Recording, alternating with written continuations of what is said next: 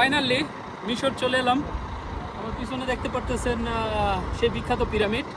তো কিছু ইনফরমেশন দেওয়ার উদ্দেশ্যে এই ভিডিওটা। সো মিশর আসাটা খুবই সহজ, যদি আপনার কাছে দুবাই বা আবুধাবির রেসিডেন্ট থাকে বা এমার্সাইডি থাকে, আপনি অনারেবল ভিসা পাবেন। আমরা কিছু প্রবলেম ফেস করছি ইমিগ্রেশন থেকে শুরু করে এই পর্যন্ত, তো সেইগুলো আপনাদেরকে শেয়ার করব। প্রথমত আপনি যখন ইমিগ্রেশনে আসবেন, ইমিগ্রেশনে আসার পরে আপনাকে ওরা ইমিগ্রেশনের আগে আপনার আগে একটা $25 দিয়ে অনারেবল ভিসার নিতে হবে, যেটা স্টিকার ভিসা। ওইটা আপনাকে ওইখান থেকে নিতে হবে এটা। তারপর আপনি যখন ইমিগ্রেশন আসবেন, ইমিগ্রেশন অফিসার আপনাকে কিছু প্রশ্ন করবে, তো 2-4টা প্রশ্ন করে বেসিক। তারপরে আপনাকে বলবে যে রেজিস্ট্রেশন করতে হবে, আরও $8 দিয়ে আপনাকে একটা রেজিস্ট্রেশন করতে হয়। তো এটার কারণে আপনার ওইখানে আবার যাইতে হবে। যদি আপনি একসাথে দুটোটা করে নিয়ে আসেন, ভিসা এবং রেজিস্ট্রেশন, তাহলে আবার আপনার ফিরে যেতে হবে না। তো এটা প্রবলেম আমরা ফেস করছি প্রথমত। আর বাংলাদেশি যারাই আছেন, যদি বাংলাদেশ থেকে আসেন, আমি জানি না বাংলাদেশ থেকে ভিসার প্রসেসরটা কি, বাট আবুধাবি বা দুবাই থেকে যদি আসেন, তাহলে আপনার জন্য এটা খুবই সহজ একটা পদ্ধতি এই পর্যন্ত আসা।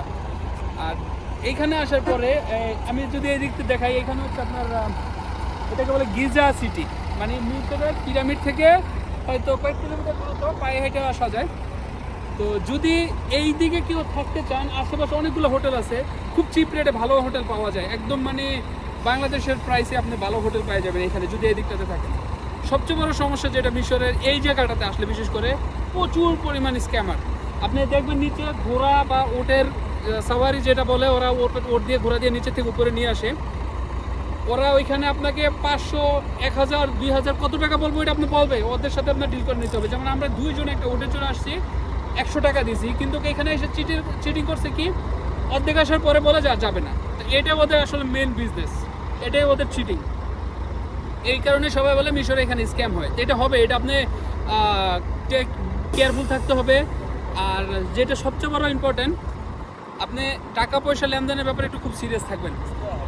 আর বাকি ইনফরমেশনগুলো যতটুকু দিতে পারি দিব, দেখি পুরো ভিডিওতে।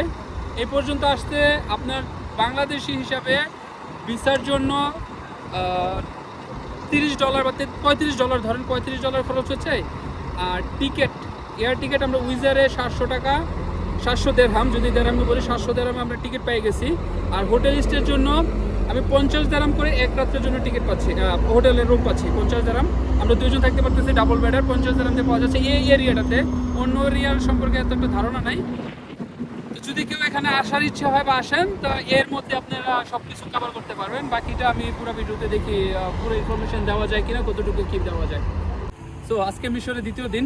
এই মুহূর্তে দাঁড়িয়ে হচ্ছে যে জায়গাটা, সেটা হচ্ছে মিশরের সেই বিখ্যাত জাদুঘর, যেখানে রাখা আছে ফেরাউনের মমি এবং অন্য বিখ্যাত মমি এখানে রাখা আছে।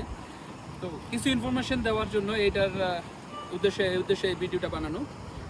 যারা এইখানে আসবেন, আপনি যেখানে থাকেন, কায়রো সিটি অথবা গিজা সিটি, ওইখান থেকে এই জায়গাটা মোটামুটি 20 কিলোমিটার দূরত্ব। তো সচরাচর উবারে যদি আপনি ট্যাক্সি বুক করেন, তাহলে আপনার হয়তো 100 ইউরোতে পেয়ে যাবেন, মানে ইজিপশিয়ান টাকা, যেটা 100 ইউরোর মধ্যে এখান পর্যন্ত পৌঁছানো যায়। 80, 100 যেভাবে হয়, আপনি যদি উবারে নেন সেটা বেস্ট। মেন ইনফরমেশন, যখনই আপনি এখানে টিকিট কাউন্টার আসবেন, আমি দেখাই, এদিকটা হচ্ছে টিকিট কাউন্টার। এখানে আসার পরে আপনার কাছে যদি কোনো ধরনের স্টিক জাতীয় কিছু থাকে, আপনার ক্যামেরার স্ট্যান্ড বা ওই জাতীয় কিছু, আপনি নিতে পারবেন না। ওগুলো সিকিউরিটির কাছে জমা দিয়ে আসতে হবে, তারপর আপনি ভিতরে আসতে পারবেন।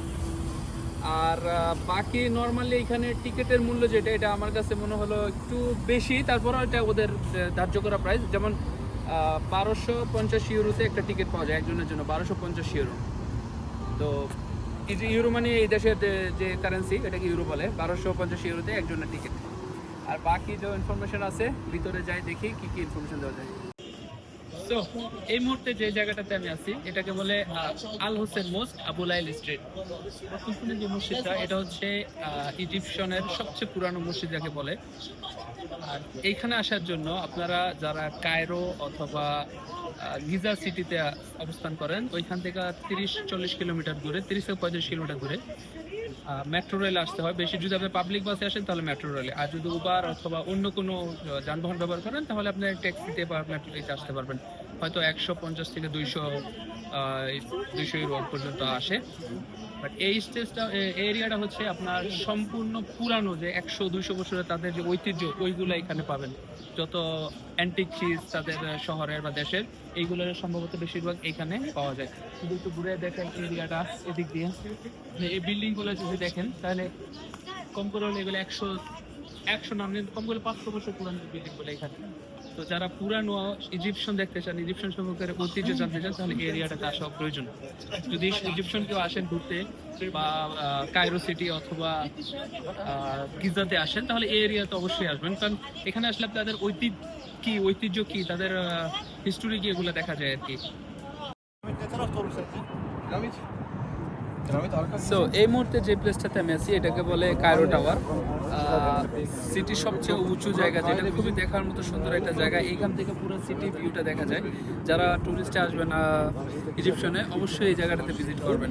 আমি যদি দেখাই এই দিকটাতে, আপনার এটা বলে কায়রো সিটি, পুরানো সিটি এবং নতুন সিটি সম্পূর্ণ ক্লিয়ার ভিউ দেখা যায়। আর এখান থেকে গিজা ভিউটাও দেখা যায়, গিজা সিটি। যদি এদিকে যাই তাহলে এটা হচ্ছে গিজা সিটি, প্লাস এখান থেকে পিরামিডের ভিউটাও একদম ক্লিয়ার দেখা যায়।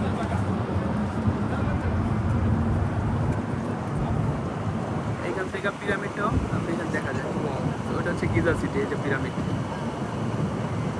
তো যারা ইজিপশনে ট্যুরে আসবেন, ভিজিট আসবেন, অবশ্যই এই জায়গাটা ভিজিট করে যাবেন।